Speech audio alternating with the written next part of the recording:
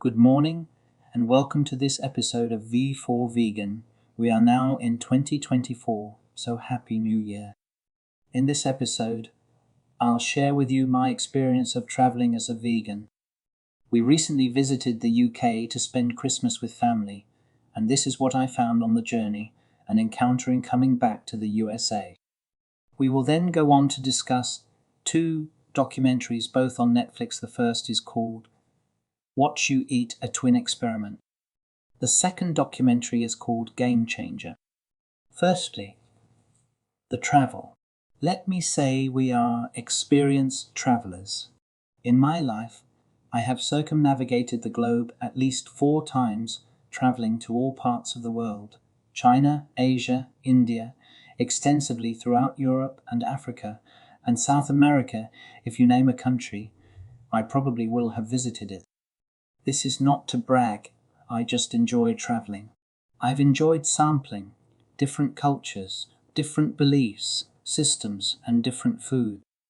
What I can unequivocally say is that in the last 5 years, there has been a real deterioration in the quality of the food worldwide.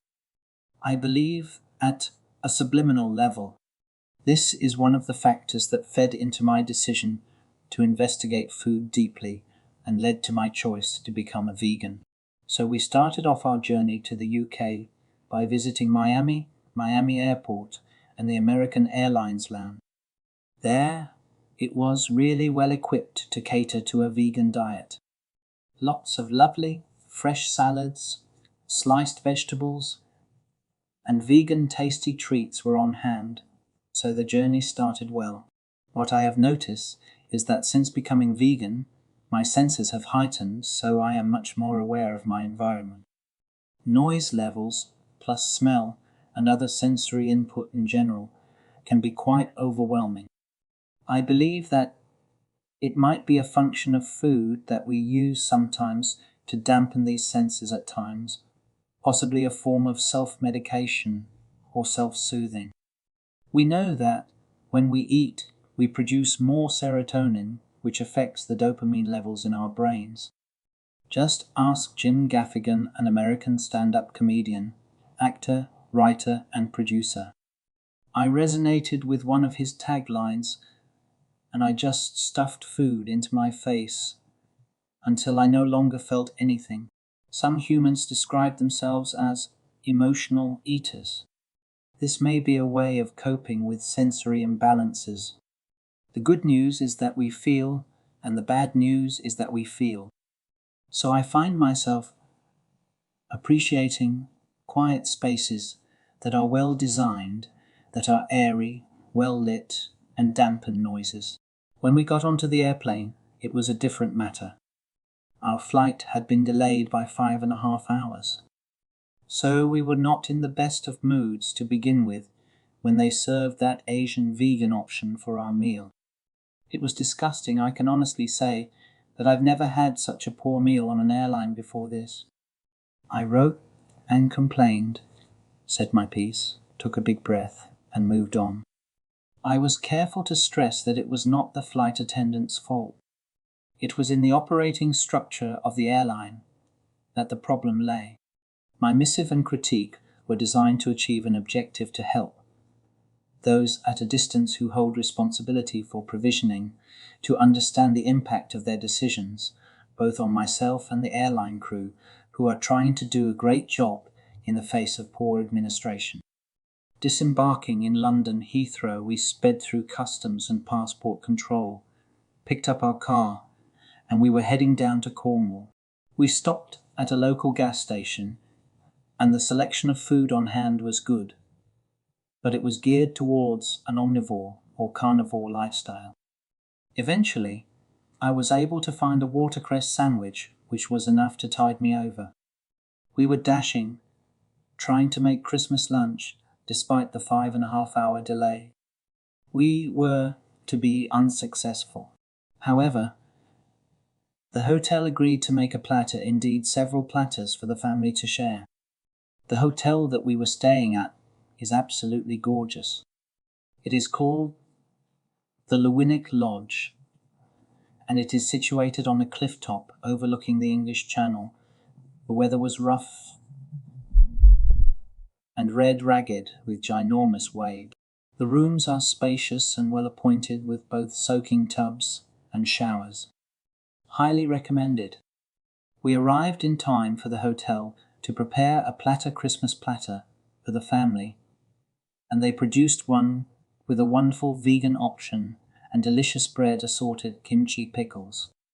And so Christmas was a hit, or at least salvaged. I have found that hotels that really care about the guests cater to vegan options. The hotel serves a lovely vegetarian breakfast, which is quite easy to turn into vegan by just admitting a few options. The town of New Quay in Cornwall is a UK surfing hotspot, and consequently, all of the restaurants and many cafes have vegetarian/vegan options. This was the main thing that I noticed, that in the UK veganism has gained increasing popularity and as a result catered for. So when travelling, what are the best places around the world to eat vegan? This list is determined using the following criteria from Happy Cow's exclusive global database. Happy Cow is the #1 app for finding vegan veggie eateries around the world. The number of fully vegan restaurants within a 10-kilometre radius of each city centre. The number of fully vegan businesses, including shops, bakeries, etc. The number of all restaurants, vegan, vegetarian, veg-friendly, listed on Happy Cow and the radius. The density of vegan businesses per capita. The growth of vegan businesses since the last report. Qualitative evaluation from Team Cow, city ambassadors, and the community, such as how easy it is to find vegan options, how well veganism is understood, and how active the vegan community is, among other factors. So, the top 10 cities in the world are in order. First, London, Berlin, New York City, Melbourne, Singapore, Los Angeles, Bangkok, Amsterdam, Warsaw, and Barcelona. These are the major cities, doing well and growing. However, when we travel outside of these cities, it becomes more difficult to navigate the vegan food landscape. However, legislation, at least in Europe, is beginning to play a significant role in holding suppliers and providers accountable for the effects of what they serve. The whole issue of food is taken really seriously in the UK. For instance, if you have an allergy, and in my case I believe that I'm still allergic to shellfish, it requires the manager of the establishment to come over to take your order, and you have to read a variety of disclaimers before placing your order. They cater to many allergenic responses such as gluten, dairy, and tree nuts. The list is extensive. This is because several years ago there was an unfortunate incident when a young girl ordered a pastry from a company, and even though she told them she had an allergy to gluten, they served her a non-gluten-free product, which led her to go into anaphylactic shock and subsequently die. The case went through the courts, and as a result, strict legislation was put into place to protect the food rights of the UK population and visitors. We were in the UK for 7 days to enjoy our family and the food, and on the trip back, the food served by the airline was notable for its quality improvement. The main difference between the inbound and outbound flights was sourcing. When the food was sourced in the United States, the quality was abysmal. When it was sourced in the UK, the quality was exceptional. So travel as a vegan is easier, I believe, in Europe than it is in the United States, and I will continue to lobby to change this. This brings us neatly to the movie Watch What You Eat, a twin experiment now available on Netflix. It is a 4-part documentary of an experiment designed by professors at Stanford University to study and examine the effects of vegan and non-vegan diets using identical twins. The use of identical twins enables the elimination of one factor which is often used to dismiss the validity of nutritional studies, that is to say, the impact of genetics. The film itself is very easy to watch, and the participants are engaging. For me, it was interesting to note that everything that I say in the book V, for vegan, was mirrored by the participants in the documentary. It was truly positive for me, as an author, to see such feedback. The biggest opposite obstacle to becoming a vegan is in one's mind. The emotional attachment we have to food prevents us from even considering the option. Seriously, however, once we have crossed the Rubicon and become vegan, we can see so clearly the benefits of maintaining the lifestyle. In the movie, they measure scientifically the impact of diet on several attributes, including body, fat weight processing, sexual health, and even longevity. It is a rigorous scientific exploration of a highly charged emotional issue. They use truly cutting-edge testing facilities, methods, and procedures to arrive at outcomes. The outcomes are outstanding, and I will let you judge for yourself, rather than giving you any predetermined judgment that you might consider biased, given the title of this podcast and the book. There are some nice takeaway lines, such as it is greens, not your genes, that determine your life. Once you are on track, you will never go back.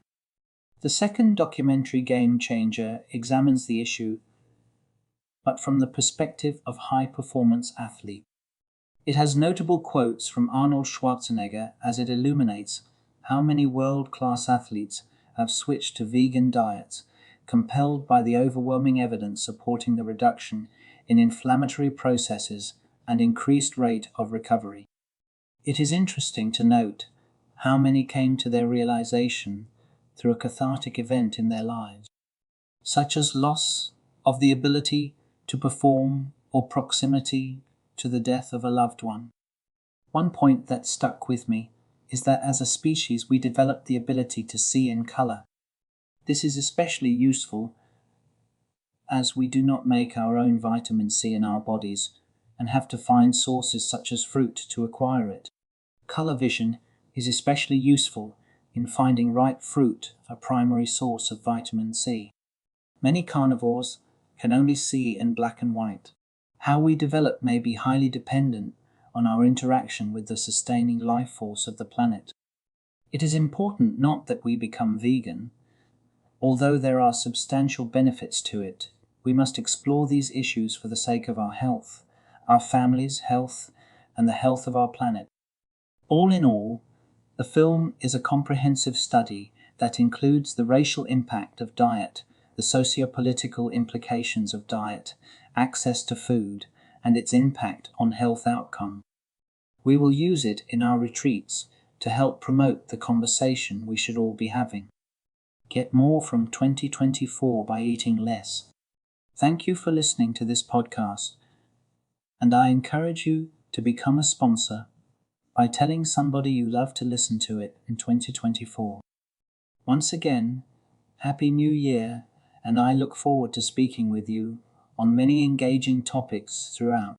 If you have any that you would like to include, please feel free to private message me on the Facebook site V for Vegan, and I will gladly respond.